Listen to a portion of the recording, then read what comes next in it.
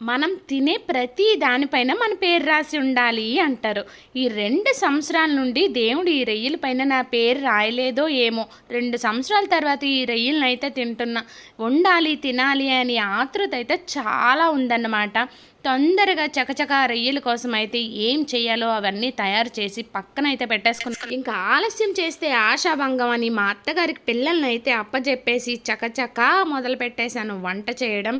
ఏదైనా ఇష్టమైనవి కనిపించాయంటే ఆకలి కూడా అంతే ఎక్కువగా వేసేస్తుంది. తినే వరకు కూడా దీనిపైన నా పేరు రాసుందా లేదో నాకు తెలియట్లేదని అయిపోయిన వెంటనే ఇంకా టేస్ట్ అయితే మొదలు పెట్టేశాను అనమాట. చేతిలో వేసుకొని అబ్బబ్బా భలే టేస్ట్ అనిపించింది.